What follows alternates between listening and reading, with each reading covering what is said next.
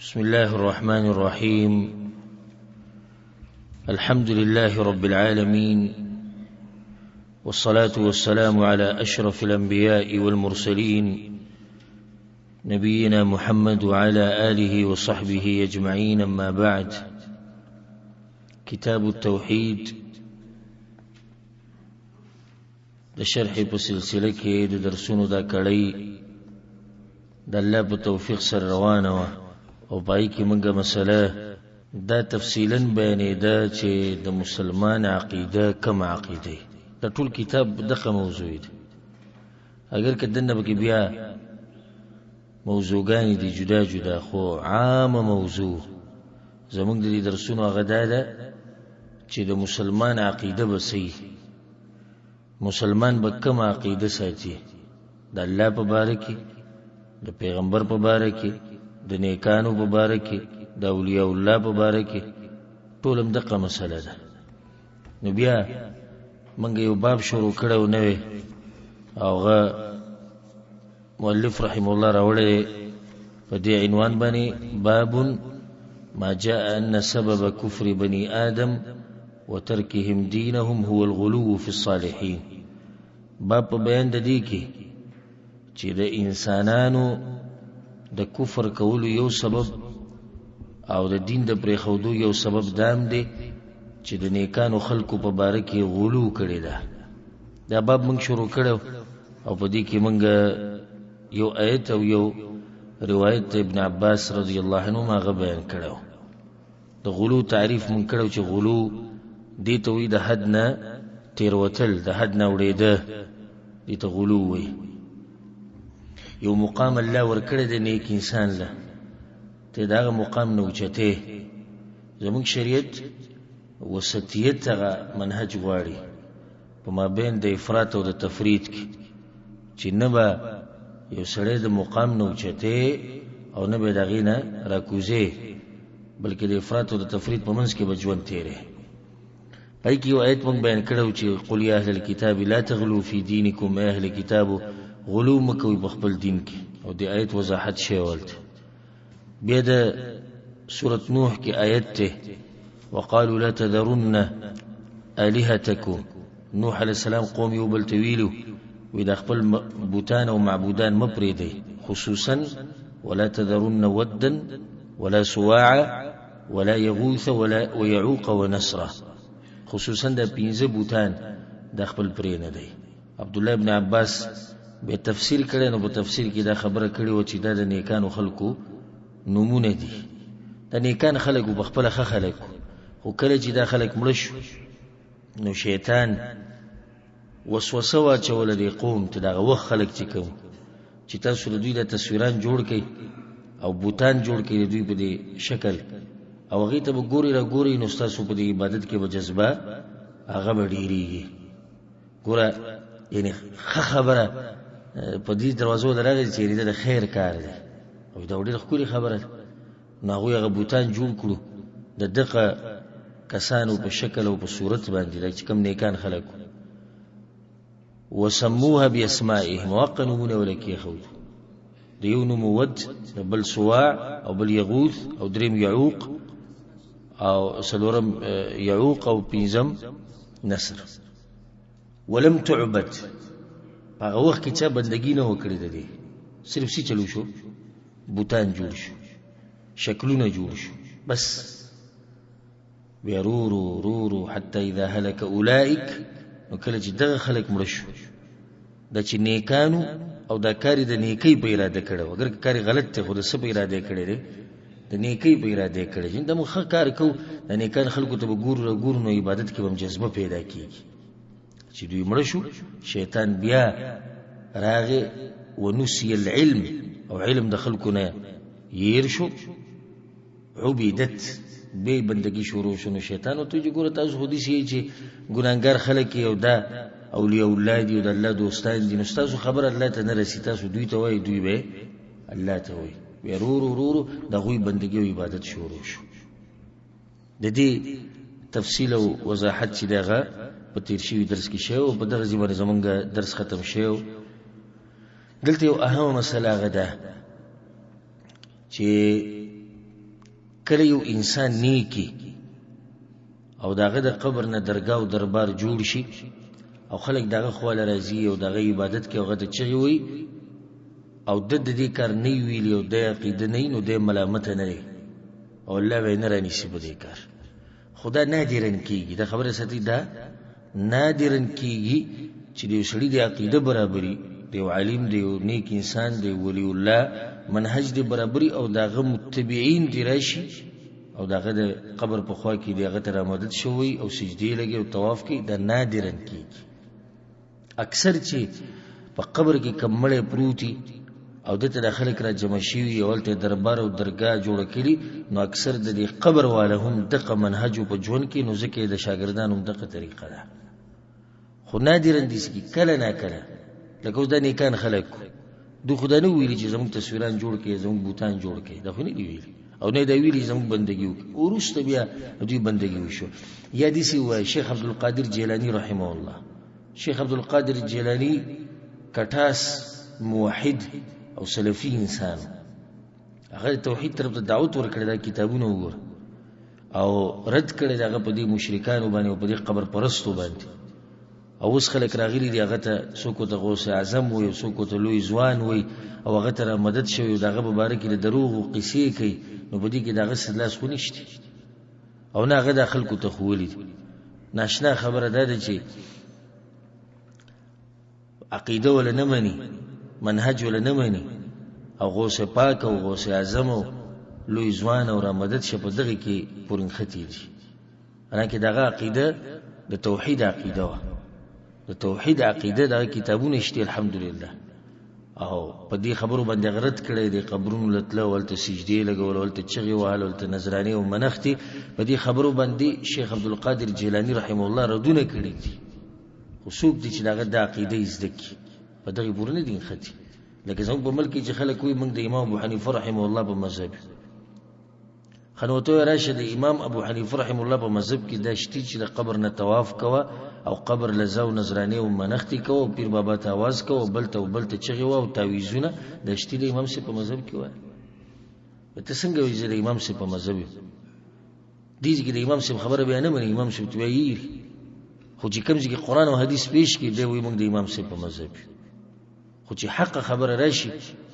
او امام سي تر ته منسوب نو بیا حق ولم نه مني. اصل کې مرض د خواهشات او تابعداري ده بس، نه امام سي مني او نه بل مني. وراشي شیخ عبد القادر جیلانی باندې تاسو ډیر مېنی یې و یو جی موږ ډیر مېنو نو دغه عقیده وګورئ، نه عقیده سو دغه منهج سو. مخکې دا قصه او پنجابي بیان کړو او نن که پرون مې په اوري دی یو پښتون مولوی صاحب دا قصه بیان کړې چې یو نصرانی او مسلمان وران شو، په دې کې نصرانی زموږ پیغمبر غوره، مسلمان وي زمونږ غوره. نو بیا خبره دغه ته ورسېده ده لوی ځوان چې دوی ته لوی ځوان وي عبد القادر جیلانی رحمه الله وی هغه د نصرانی ته چې ستاسو پیغمبر ولي غوره وي ځکه چې هغه به مړی را ژوندي کول. وی هغه ته زموږ پیغمبر پرې ده ستاسو پیغمبر به مړی را ژوندي کول عیسی علیه السلام وی د چا په حکم به را ژوندي کول؟ وی د الله په حکم باندې. وی ستاسو پیغمبر مړی را ژوندي کول د الله په حکم باندې، زه مړی را ژوندي کوم په خپل حکم باندې. زما پیغمبر لا پرې دا خوري روچت دی. دا استاد بیان دی مولوی صاحب چې دی ورځو کې چلی دا عقیده شکر دنه خدای صحیح عقیده خو ولي وسته خو هغه زموږ پیغمبر به مړی ژوندي کول د الله په حکم سره دی. وینا زه بخپل حکم سره نو کې بل دا خول خدا قصه دا غدنه د عبد القادر جیلانی او کدي شي نه بیا هم دا وی چې دې کې دا خبره غلطه ده، نه خدای صحیح ده خبره برابر ده. هغه خبره څه ده؟ هغه صحیح ده چې الله په حکم سره هغه تم د پتر چې عیسی علی السلام په خپل حکم باندې مړ نشي را ژوندي کوله. خبره مې دوی پر راوسته چې نیکان خلق هغه د دې کارونه بری دي که چېرته د غوی د قبرونو سره ناروا کارونه وشي یا غوی ته خلق را مدد شوی نو هغه دینه سدي هغه دینه بری دي. والله اعلم. حديث وعن عمر رضي الله عنه أن رسول الله صلى الله عليه وسلم قال پیغمبر صلی الله علیه وسلم دا خبره کړې ده لا تطروني كما اطرت النصارى ابن مريم زما په صفت بیانولو کې د شریعت ته پولو نه ما وړي او د حدودونه ما وړي لکه څنګه چې وړېدلي دي نصرانیان په باره د عیسی علیه السلام کې چې زوی د مریم دی زوی د مریم دی ناشنا فایده ته ذکر کوم مخې ته راغلی د قرآن حکمتونه او بلاغتونه نه ختمېدونکي دي هر ځکه چې الله دی یو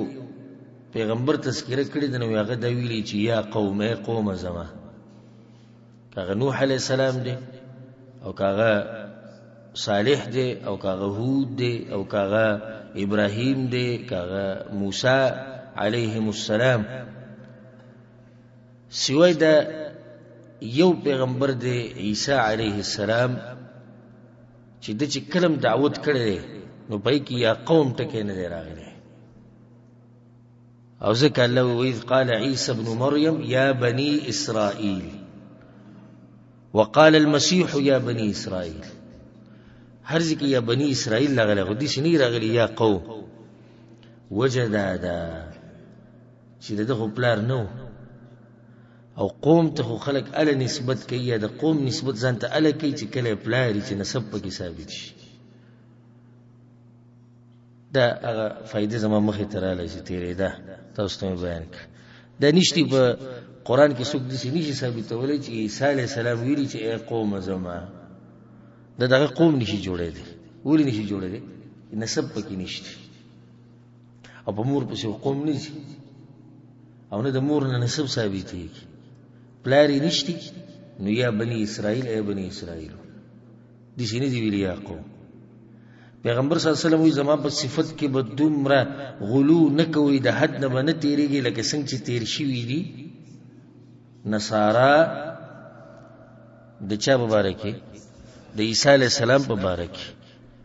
انما انا عبد یقینا زه یو بنده یم د الله فقولوا عبد الله ورسوله نو داسې وایي زما په باره کې چې د الله بنده دی او د الله پیغمبر دی اخرجاه وی دا غدوانو دا روایت بیان کړی ادوانه څوک دي بخاری او مسلم دومره اوچت مقام الله ورکړی چې کله کتاب کې راشي چې هغه دوانو بیان کړی ادوانه څوک دي بخاری او مسلم کله دې راشي وی رواه الشیخان هغه دو شیخانو بیان کړی څوک دي بخاری او مسلم یا کله دې وی فی الصحیحین صحیحین کې دا روایت راغلی کوم تی مراد ده بخاری او مسلم دا مقام الله دی دو امامانو لور کړي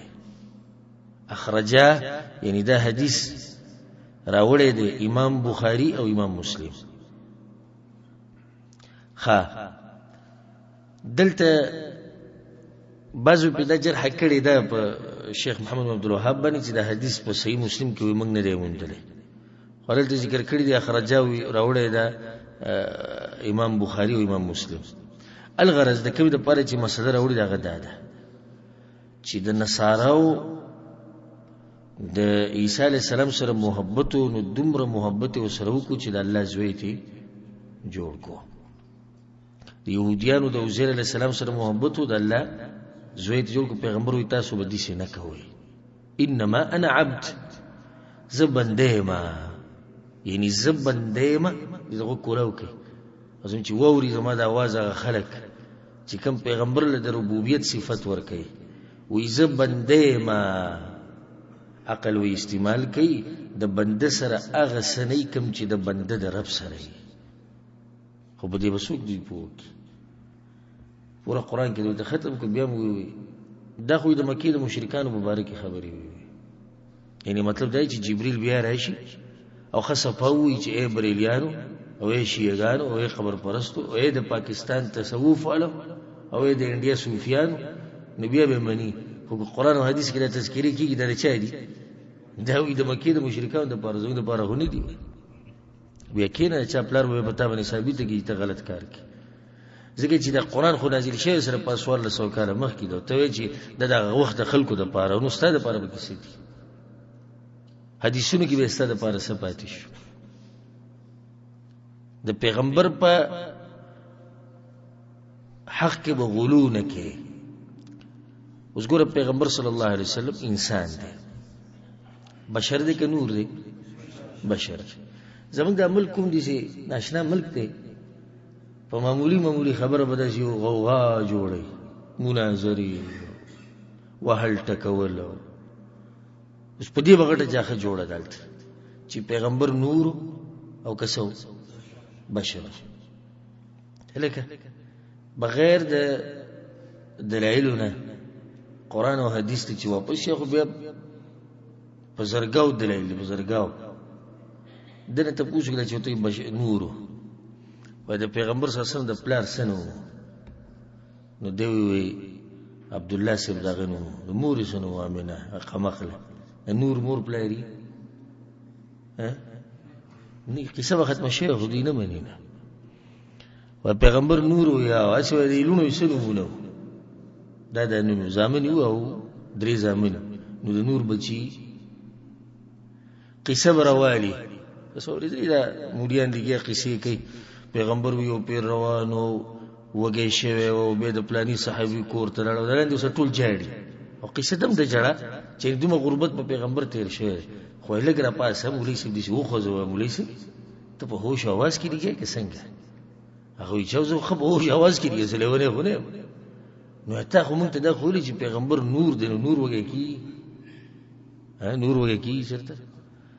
یا نور په خوراک به ګرځي. نبی او ته وای و پیغمبر نور و نور د پیغمبر سو بی بیان یولس نو نور څه ضرورت ته چې بی بیان سره ودونه کوي. بیا دا وی پیغمبر یو پیر راغ ستړی شو به راټینګ کوي مولوی صاحب نو چې نور د نور ستړی کی، یعنی کم ځکه به ده ځان پټي خداغه هغه تعصب دی او زد دی او د حق نه منل دي. یعنی خو واضح ده لکه څنګه چې نور واضح دی چې پیغمبر څه دی بشر دی، نور نه دی، ذاتی نور نه دی او صفتی نور دی، او په دې کې فرق دی. یعنی پیغمبر کې د صفت الله چولې دی چې دل الله نور او رڼا ور کړی ده، هغه نور د وحی دی، د صحیح کې شړو چې پیغمبر نور دی په صفت سره، نو بیا څه دی دا خبره صحیح ده غلطه ده؟ صحیح ده. خدای پیغمبر ذات نور دی، غلطه که صحیح ده؟ غلطه ده. انما انا بشر هو زي القرآن ده. یقینا زیم بشر. یوم لیس موریدو اغا وی دا باز خلق وی چی وګورو الله وی چې قل انما انا بشر، ای پیغمبر وای د خلکو ته چې یقینا زه بشر یم.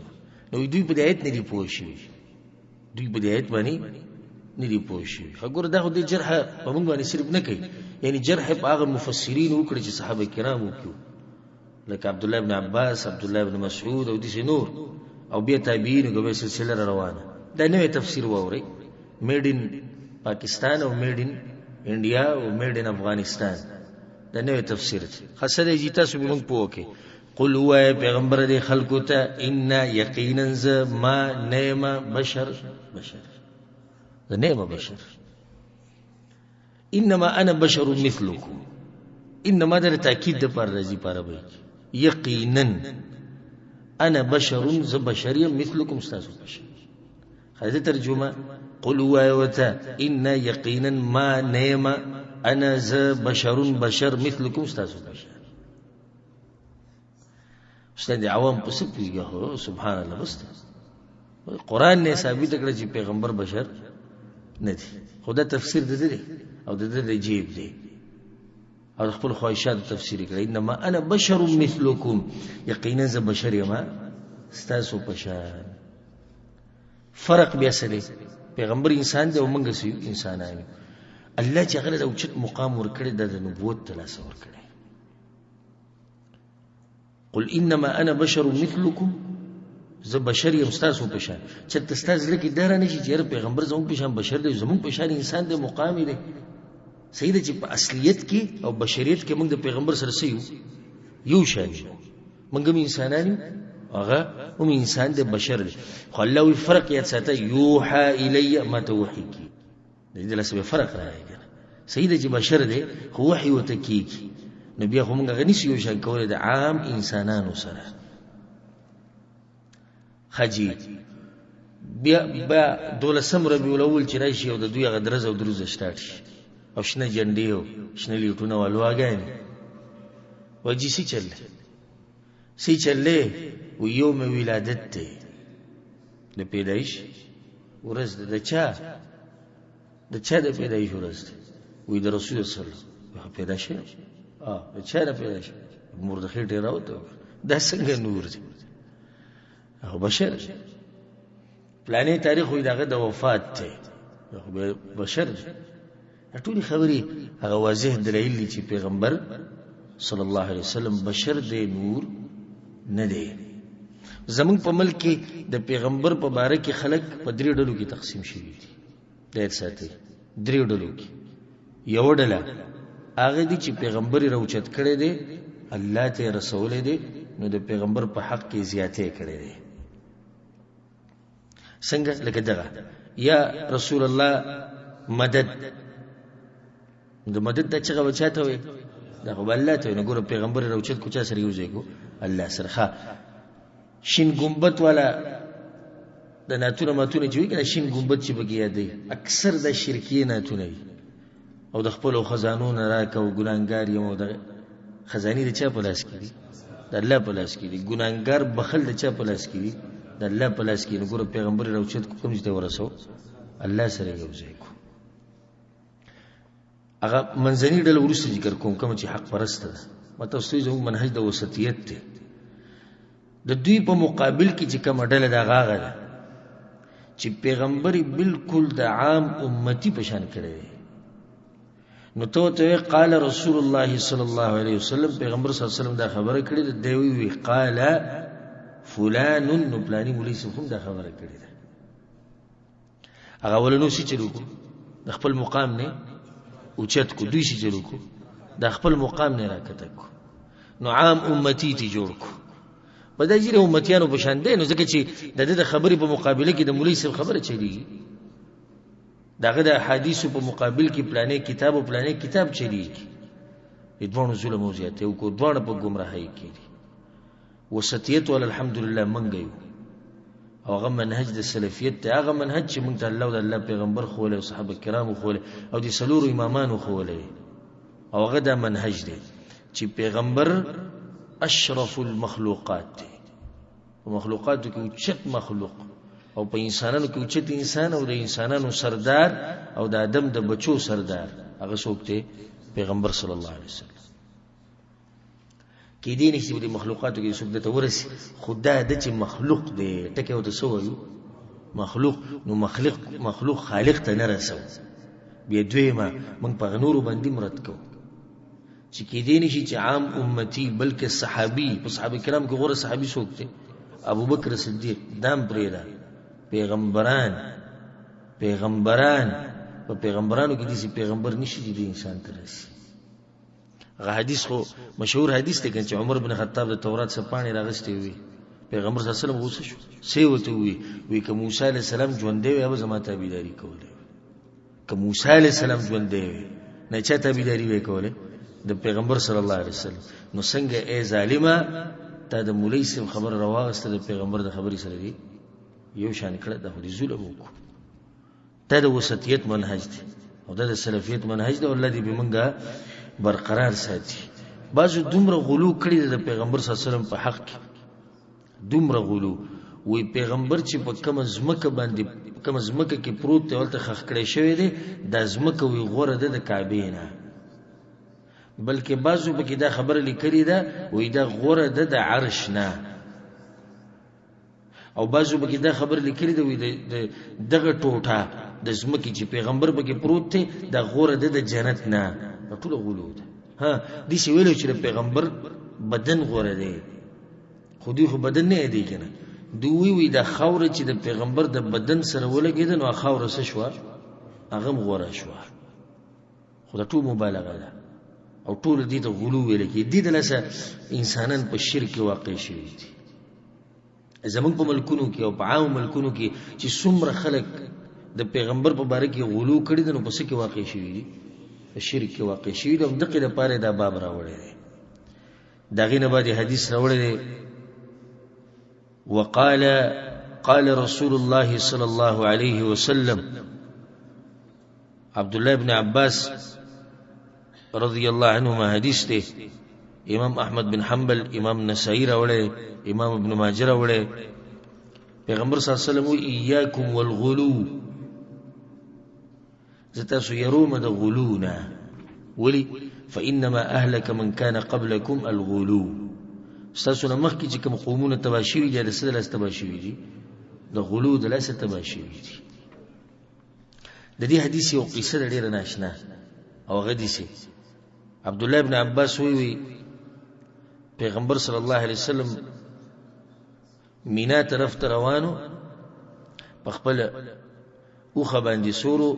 او د جمراتو د وشتو لپاره زمو خلکو ته شیطانانه نو یماته دوی چې زما د پاره وسو کانی را جمع ک وې ما وکانی را واغستو را ټول میکړو پیغمبر صلی الله علیه وسلم ور کړو د شي کانی چې نډیر غټونه بالکل واړو لکه د ګوتې د سره امره وې د سی واغستو په دې ورغیو کې چې ولې به وته وي د دې کانو بشن کانی را لې هم په دومره دغه کې ولې و اياكم والغلو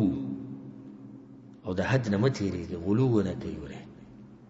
نبی دا خبر وکړي چې تاسو مخ کې امتونه هغه دی غلو تبا کړی دي غلو د حد نه تیر وتل په دا خبره ته سوال پزله کې راځي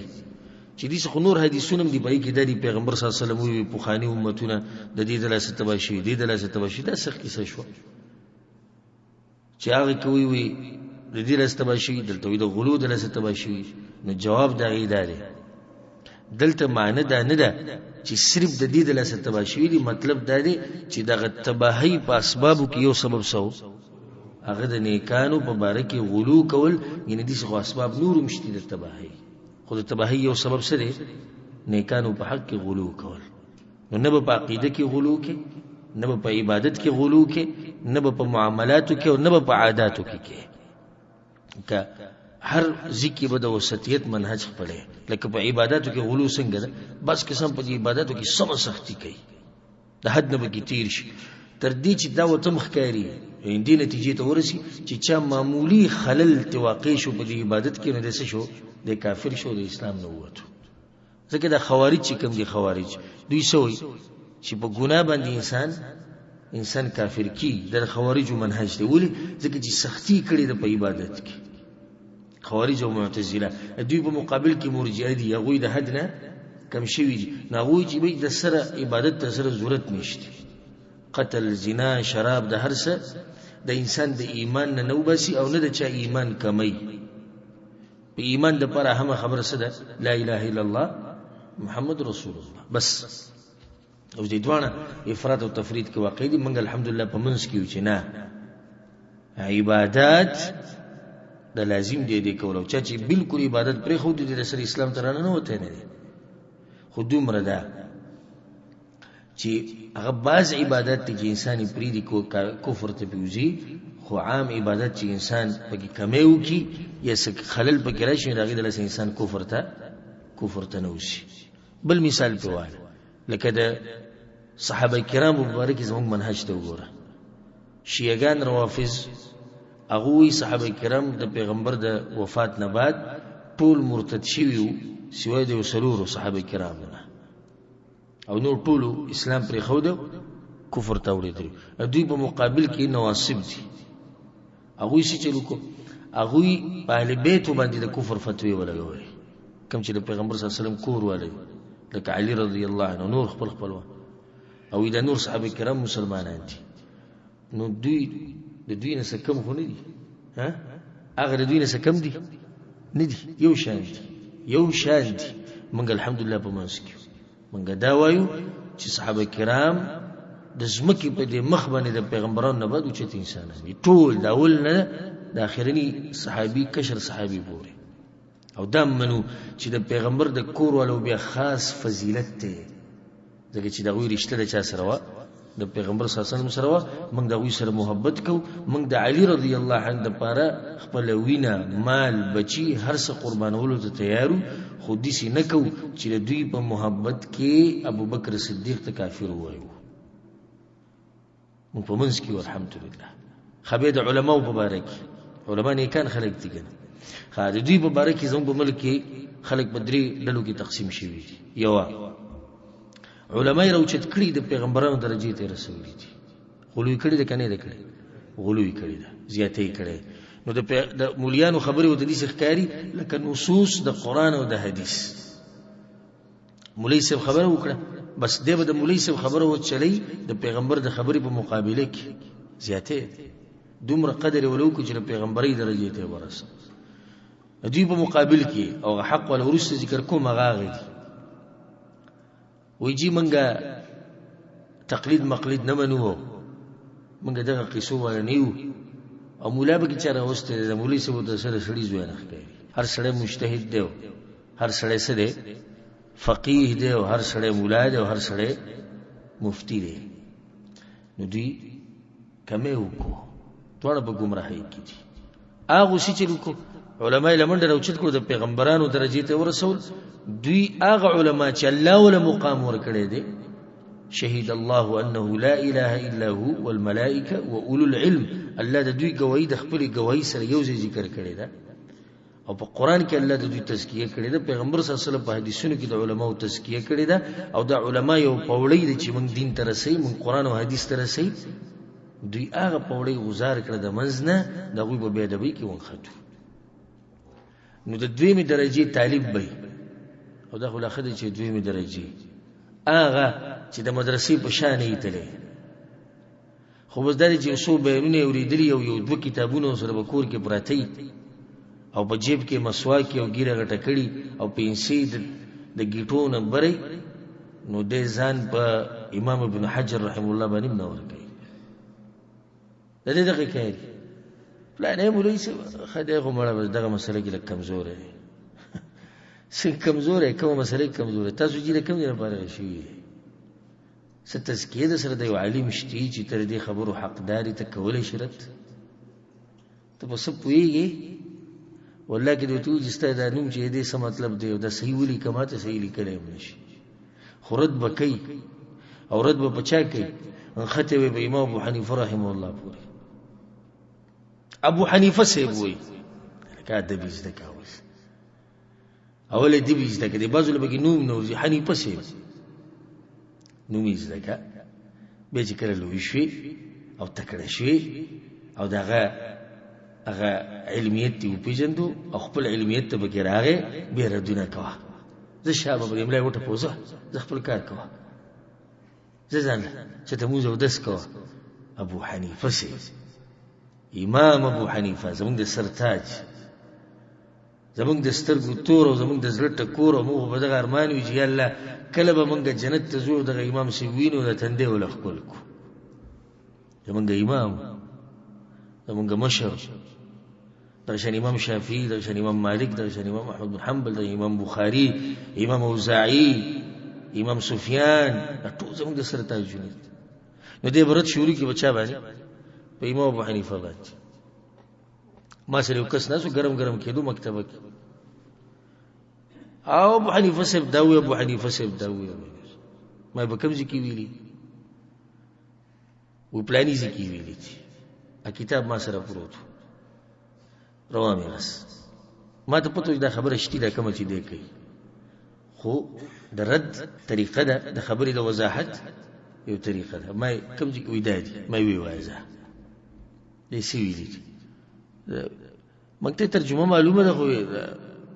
وای د سری کړي دي سی ویلي ولې دومره په نبو ترجمه راته معلومه نه ما اول خپل علمیت ته وره دي خپل حالات ته وره استاد الفاظ ته وره ابو حنیفه او پلانې دا رد کول په علماء باندې څوک دي چې راځي یو کس سره زميل او شین د مولیانو د نمونه دي چې غستو لکه سړی چې لګي احمد راغله او عبد الله راغله او دغه راغله ستا دوستان دي ستا امزوري دي ستا بچی دي که ستا نوکران دي ادب یې زده کوي او درته زره دي مبارک منبر نه دا خبره کومه چې څوک کوم د علماو به ادبي کوي د سره سلفیت پیژندل نه دي چې د لزن ته سلفي وي او اسی په منګه مرته پي چې دا استاد منهج الحمدلله زمو منهج دا نه د ټول قدر او احترام کو ها یو سړی که مسله بیانوي او ردم کول غواړي نو د آداب په چوکاټ کې دننه د ادب په چوکاټ کې دننه د مسله بیانولی شي. یو کس باندې کې مته اوس خبره کړې وه سم مسله سره مرګر روانو د امام احمد بن حنبل رحم الله قول او بیان کو وی امام احمد بن حنبل هم دي سی ویلي وی امام احمد بن حنبل هم سره او زم سره قرآن او حدیث بیان کوي. خانو امام احمد بن حنبل دي سره لکه څنګه چې دی یو انسان ته په لکاو حدیثونه یادي یو انسان ته د لقب ورکړی کیږي امام اهل السنه والجماعه د یو انسان سره دي شاګردانی لکه امام شافعي او د غرب علما دغه د مدرسې نه فارغ شوي دي او دغه د علم ته محتاج دي. نن زمونږ په ملک کې یو سړی وي او غم جاهل چې د مدرسې په شانې تللی وي هغه هم سړی و او زم سړی یم نو دواړو طرف ته زیاتې دي. هغو خو له منډه علما راواغستو پیغمبرانو ته یې ورسول او دوی چې جوړ کړو هغه عالم یې راواغستو نه عام د معاشرې یو کس یې جوړ کړو. دواړه په غلطه دي. زموږ منهج څه دی هغه دا دی چې کوم موږ ته شریعت ښوولی د علماو قدر او مقام دا شتي خو دومره نه دی لکه څومره چې د پیغمبرانو دی بلکې دومره هم نه دی څومره چې د صحابه کرامو دی. خو دا یاد ساتئ چې علما بل طرف ته د علماو قدر او احترام خو هغه ځای ته نه رسي خو د عامو انسانانو په شان هم نه دي. دوی له الله یو مقام ورکړی دوی له الله یو عزت ورکړی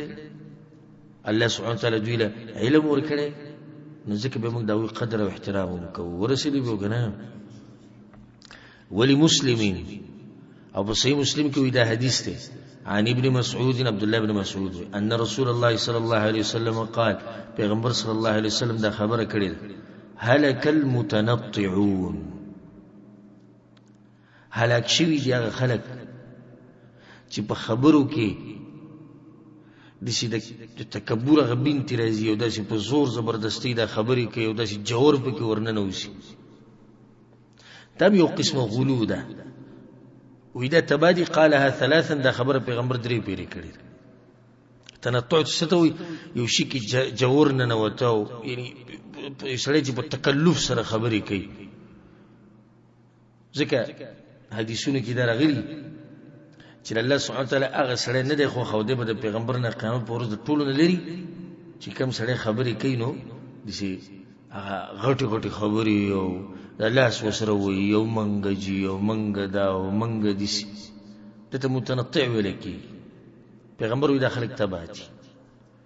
نو متنطع کې دنه هغه کس څومره چې غلو کوي که په خبرو کې او که هغه په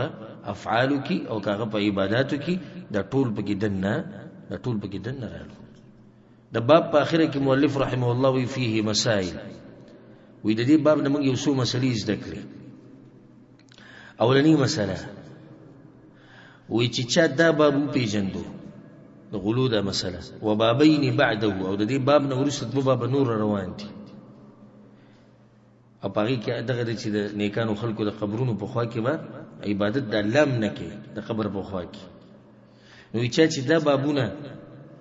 زده کړو تبین له غربة الاسلام نو تا ته به ښکاره شي چې اسلام څومره ناشنا شوی دی. ورأى من قدرة الله وتقليبه للقلوب العجب عجيبه حالات په دې خلکو ویني خو په شرط دی چې ته په دې باندې څه شي پوه شي. ګوره نن سبا اسلامي ملکونو ته ګوره اکثر اسلامي ملکونو کې د نیکانو خلکو مبارکې غلو ده. دا درګاونه او دربارونه چې جوړ شوي دي دا نیکانو خلکو دي که نه خلک جوړ پراته دي. تا ته سوی شیخ محمد بن عبدالوهاب وی چې کله ته په دې باب پوه شوې نو تا ته به پته ولګي چې اسلام څومره ناشنا شوی دی دا خلک یې د سره پېژني نه او بلکل حقیقت یې ویلی ده والله دې پې رحم وکړي والله دې د هغه قبر رڼا کړي. دویمه خبره ته وي دا راووته معرفة أول شرك حدث في الأرض كان بشبهة الصالحين. ودا موږ ته پته ولګېدی چې اولنی شرک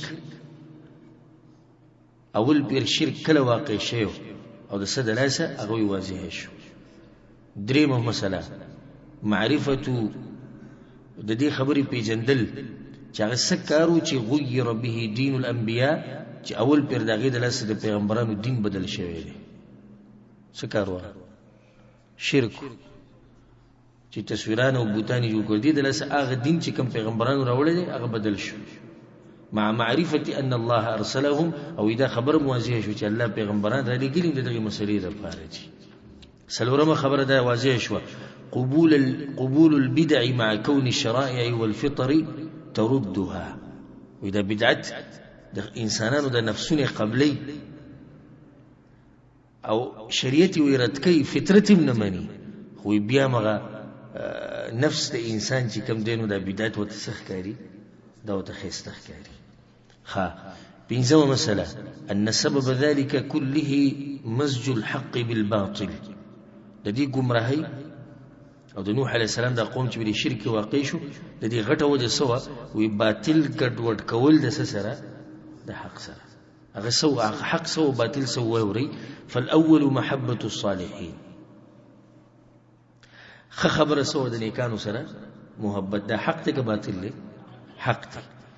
والثاني او دویم کار سو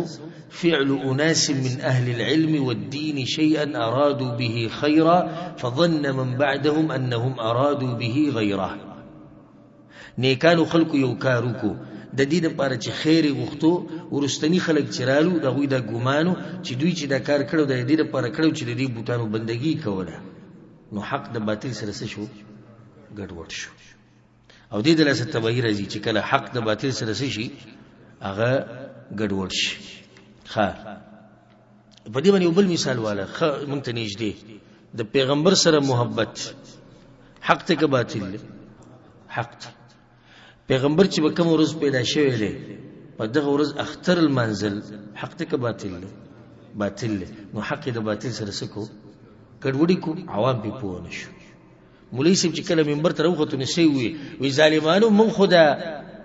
میلاد النبی د دې لپاره المنزوي چې د پیغمبر سره محبت دی. عوام وی دا صحیح خبره ده هغه خپل خرچې کې او دومره هر څه کې خو هغوی سره محبت دی کنه نو ګوره حق د باطل سره هغه ګډوډ کو هم دغه د تباهي سبب دی. السادسه شپږمه فائده تفسير الآية التي في سورة نوح. سورة نوح کې چې کوم آیت ته دغه تفسیر وشو. السابعه وما مسألة جبلة الآدمي في كون الحق ينقص في قلبه والباطل يزيد. وإذا آدم د بچو دا فطرت او عادت دي چې حق د طلب په زړه کې کمیږي او د باطل هغه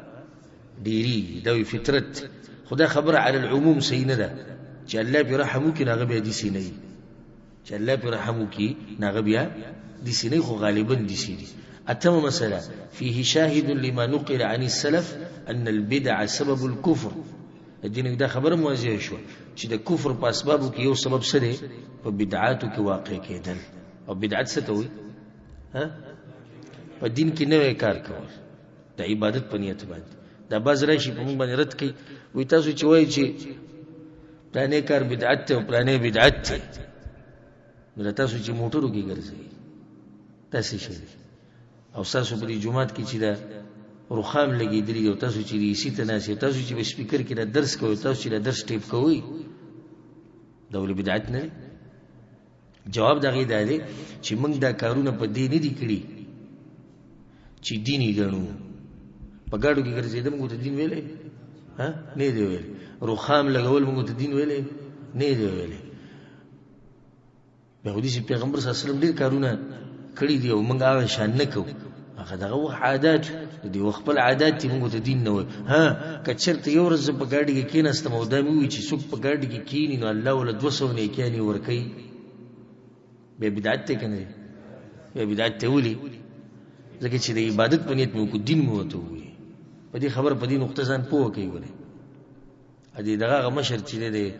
بریلیان هغه الیاس قادری دې ساده سره دی او جاهل هم دی په خپل دا خبره کړې د ما به د لارې کوسې صفا کولې او بیا مې دې طرف ته رغبت شو د علم یو ټکی علم نه لري کړی خو پاکستان د چریږي پکې د ملیونونو خلکو مشر دی امام دی او د په اشاره باندې خلک کینی پاسي بلکې ځانو موجنه ده لپاره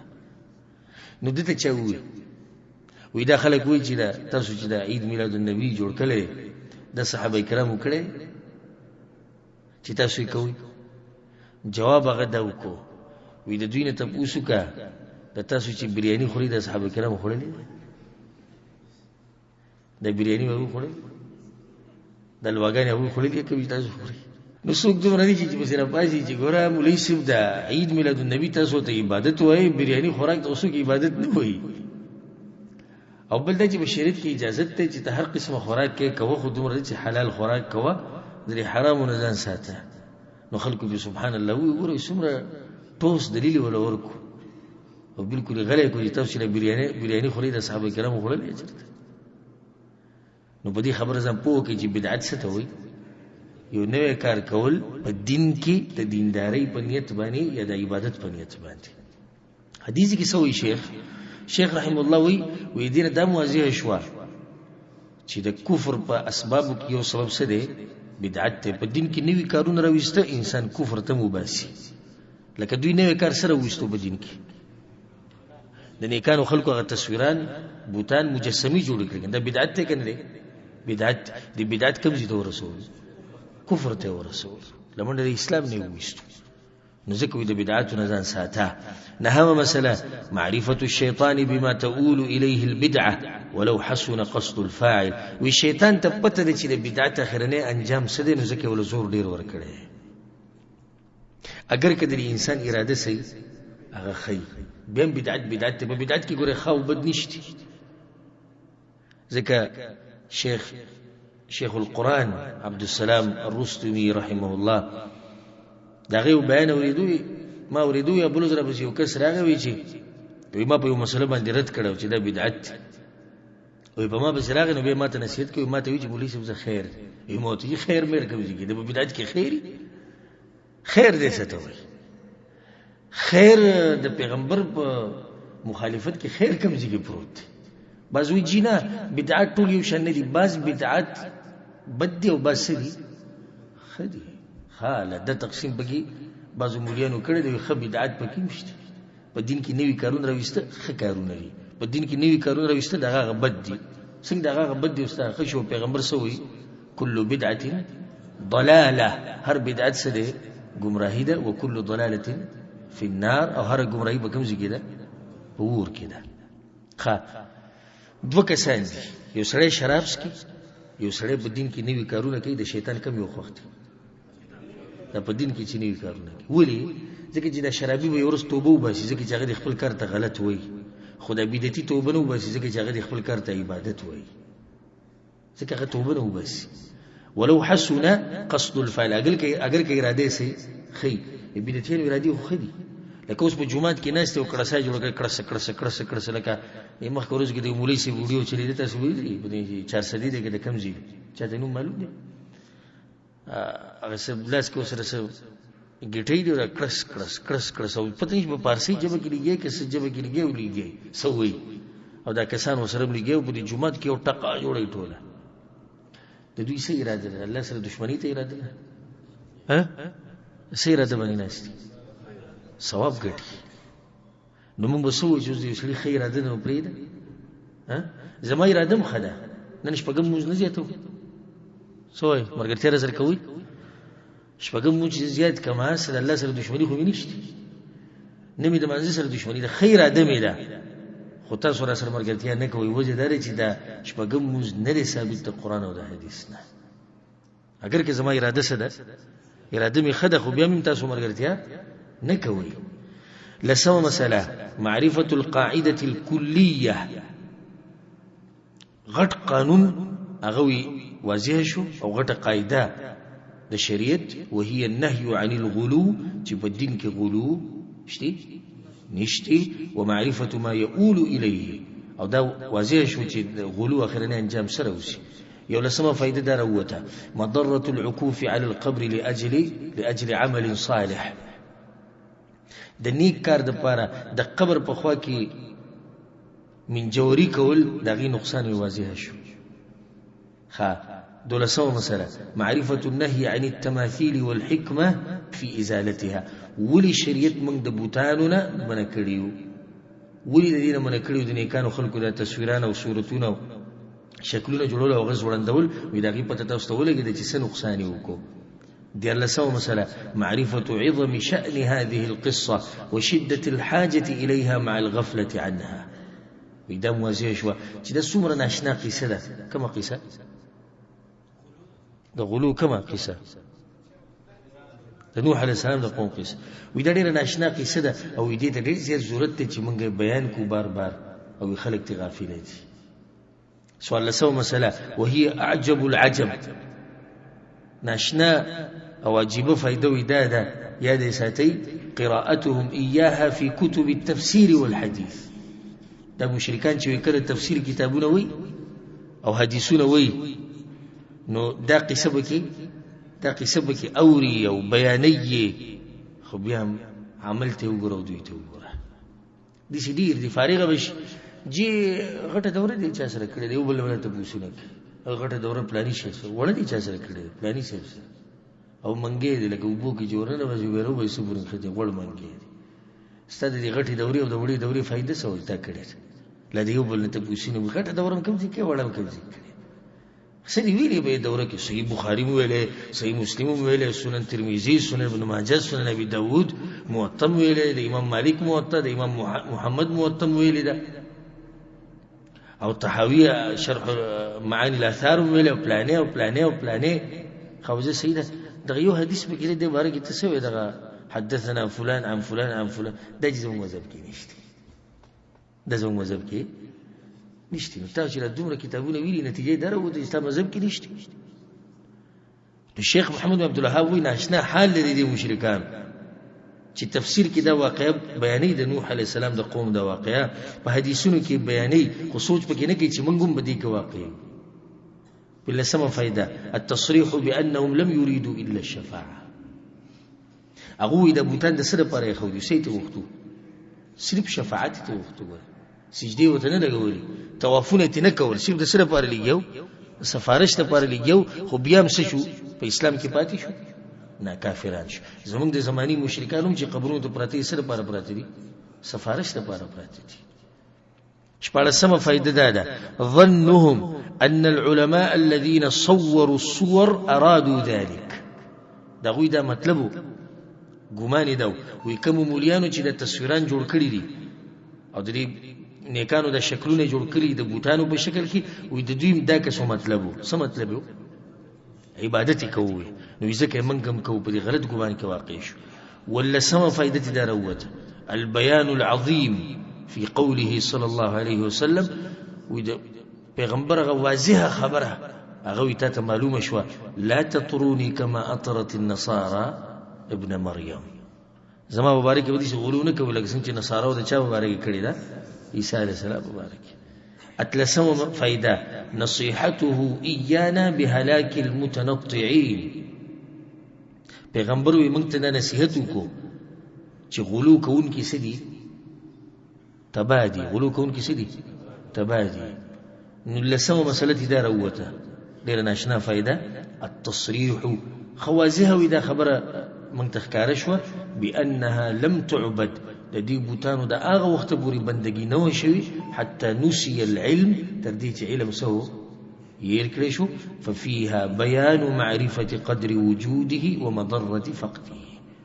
نو د دې نه د واضح شو چې علم ته څومره ضرورت ته او د علم نه کې دل څومره نقصان ورکی د واضح شو چې سو پورې علم د نوح عليه السلام قوم د بوتانو بندګي کړی ده نه دې کړی خو چې علم ختم شو نو سې چلو شو بندگی د بوتانو شو. زما استاد لپاره به کې اهم فائدہ ده تیزی دې طرف ته چې د علم زده کوي. متشتور ته د نصيحت څوک دلته ما سره ناشتي او څوک دا پروګرام ګوري او څوک یوري چې اوس مو تاسو سره موقع د علم د طلب کولو کبي برب د قسم خو یو وخت به دې سره د موقع بنې بیا ګوري یا بتنه په دې دنیا کې او یا بزنه په دې دنیا کې او یا بدا وسایل نه او یا بدا سہولت نه او یا بل څه مشکل او بل څه مشکل به تراشي هغه نه مخکې د علم څخه کوي ازده کوي د علم ازده کوي یاد کوي د قران او حدیث صرف د زما درسونه نه کم ځکه د حق پرس علم درس هغه له ورزه چې کم د تنجدي خو هر ورځ ورزه همیشه په دې باغونو کې کینو د دین میوي د دې نه میوې شو کوه دا ګوره بیا دا موقع کېدی شي دا ته میلاو نه شي. نو ګوره شلمې مسلې ته ګوره دې سره تړلی شوي ان سبب فقد العلم موت العلماء. او د علم یریدل څنګه و؟ نوح علیه السلام په قوم کې علم کله ختم شو چې کله هغه مشران نیکان څه شو؟ علما هغه مړه شو. نو د علم ختمېده دا نه دي لکه څنګه چې حدیث کې راځي په صحیحینو کې دی د عبد الله بن عمرو بن العاص رضی الله عنهما ان الله لا يقبض العلم انتزاعا ينتزعه من صدور الرجال. الله دا علم دي سنو چټي چې د سړو د سینونه به دي سراکاږي او ختم به کی ولكن يقبضه بقبض العلماء. دا علم بالله بس ختمي دا علماء بختمولو سره به ختمي. اولم يروا ان ناتي الارض ننقصها من اطرافها. الله دوی نه ګوري دې خبرې ته چې منګه د ازمکه کمو د غاړې د دې ازمکه کمیږي. ناشنا خبره اصل د دې څه مطلب شو؟ مطلب د دې دا دی یو تفسیر د دې دا دی چې آیا دوی نه ګوري چې علما مري؟ شوی چې علما مرګ د ازمکه د ژوند سره څه کار دی؟ او د ازمکه سره څه کار؟ جواب قیامت به ال راځي چې کله علما څه شي؟ ختم شي. نو څومره چې علما کمیږي د ازمکه ژوند کمیږي او قیامت را نږدې کیږي. د دې علماو قدر وکړي کوم چې استاد سره دي، د دوی احترام، د دوی عزت، د دوی نه فائدہ غسته، د دوی نه زده کړه کول، د دوی خواته کتاب وړه کېناسته، دوی ته زنګنان ماتول، د دوی نه مسله معلومول، د دوی بیان اوریده، د دوی بیان کتل، د ټول په ځان باندې لازم کوي. ګورئ پوخا یو دور دي سو د سلفو په وخت کې چې عام معاشره به سو علما به جاهلان به پکې لګو. اوس عام حالت سره جهل او علما یو سودي. خصومره چې شاته زی ګور علما ډیر دي، څومره چې شاته زی علما ډیر دي او څومره چې اوس منګ یو علما ګور نږدې وختونو کې خبر راځي پلاني ځکه عالم وفات شو، پلاني ځکه وفات شو، پلاني ځکه وفات شو. دا موقع ده. او خصوصا هغه ملګری چې کوم ما سره په دې درسونو کې کینی او زه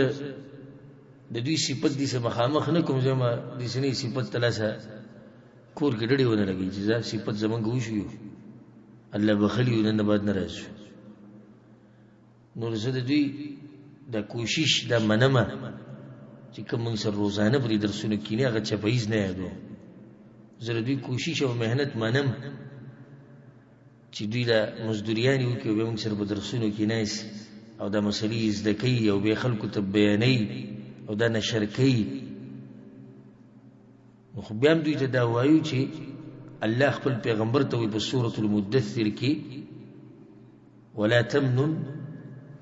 تستكثر. پیغمبر عمل چته ډیر ونه غني دا خپل الله پیغمبر ته وایي. پیغمبر ته الله سوی پیغمبر خپل عمل ډیر ونه غني. چرته تاسو دې سوچي کې نه چې زمونږه درسون لراځو مونږه چې دنیا فتح کړه او په بل طرف هم دنیا واړول سم تور مو واله ایسه مونږ نه دي کړی. د تاسو کړی نه ما سکړي د سړي په پوس قالین کې نه ستړي وي ګنټې لپاره او خوږی خبرې الله اوریدو د الله د پیغمبر مونږ څوټه تور واله سم کړی ایسه مونږ نه دي کړی. نو خصوصي نصیحت زما دي خپل ملګرو ته دي چې د لار مضبوط راونی سي مخکې د دینه چې صدقه پکې راشي. ګور موږ سره ډیر ملګری په دې درسونو کې اوس نشته. زه اسباب ذکر کوم او ټول زه پیژنم. بعض هغه ملګری چې موږ سره په دې درسونو کې وو اوس خپل علاقو ته تللی نشته. ا موقع دې سره ختم شو. ډیر دي چې ولته وستري ویزي ختم کړي. دوی موږ سره دې ملګری په درسونو کې نه سوز د خبر لاندې پراته دي. هغوی نه هغه موقع لا ختم شو. دریم دنیا به زوره شو الله دې درسونو نه منع کړو. شتي او خبر ابر دي خو نشي راتلی درس لا زړه کې سي چلو یا دنیا په ډیر زوره شو خو الله دې نعمت نسکړو محروم. خد دې دعوت مثال هغه د نوح علیه السلام د کشتۍ دی. څوک چې ته وروختو د طوفان نه څه شو بچ، او که څوک نه خیږي نو کشتۍ به ودرېږي، کشتۍ خو نه ودرېږي. د نوح علیه السلام زوی نوح علیه السلام سره ختلی نه و ختلی، کشتۍ ودرېده لاړه کشتۍ. فکان من المغرقین، خو تباه پکې څوک شو؟ تباه مقزوی شو کوم چې کشتۍ ته ونه ختو. د دې دعوت مثال یو کشتۍ ده. ګوره موږ پکې ټول روان یو،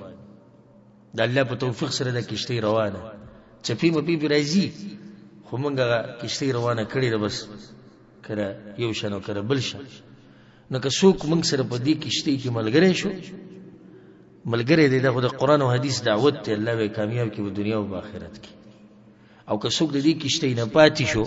نو نقصان د هغه دی. کشتۍ او د دعوت د قرآن او حدیث ته دا به د قیامت پورې چلیږي. موږ به تیم لاړ شو، دا کشتۍ د چا په مرګ باندې نه ودرېږي. ګوره که د چا په مرګ ودرېدی د پیغمبر صلی الله علیه وسلم په مرګ به ولاړی. صحابه کرام، امامان، تابعین، هغه ټول لاړو، خاورو کې پراته دي، خو هغه دعوت سره روان دي. موت ته د لږ ساعت لپاره ځان د دعوت سره ملګری کوو که چېرته الله هم کامیاب کړي په قرآن او حدیث باندې. دغه مقصد دی، د دې لپاره ملګري شوي. نور موږ ته پته ده چې موږ به په منځ کې ځو، د ژوند به ختمېږي. یو ورځ به د لاس او د ژبه او د زړه او د هر څه به کار پرېږدي، او دا اواز چې تاسو اورئ او ستاسو غوږونو ته درځي، یو ورځ دا اواز به هم بند شي. پلانې صاحب هو باره کې پلانې صاحب شیخ صاحب مړ شو، خبره ختمه شو. خو دا دعوت د قرآن او د حدیث ته دا به نه ودرېږي، دا به د قیامت پورې الی قیام الساعه د هغه وخته پورې به روان. خو بدبخته به هغه چې دغه کشتۍ نه پاتې شي، او خوشبخته هغه دی اگر که لږ وخت به تیر کو، خو د کشتۍ کې وخت تیر کو. نو د علماو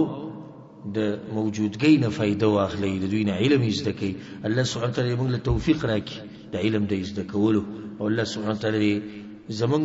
د حق پرستو علماو په ژوند کې د الله برکت واچوي، او الله سبحانه وتعالی د هغوی حفاظت وکړي. الله سبحانه وتعالی د هر شر نه هغوی محفوظ ساتي. او څوک چې زموږ د علماو دپاره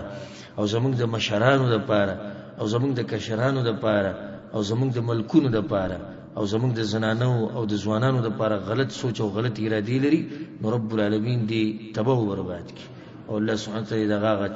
چل په هغه باندې واپس کړي. دې سره دا باب هم ختم شو، درس هم ختم شو. هذا والله اعلم، وصلى الله وسلم على نبينا محمد وعلى آله وصحبه اجمعين.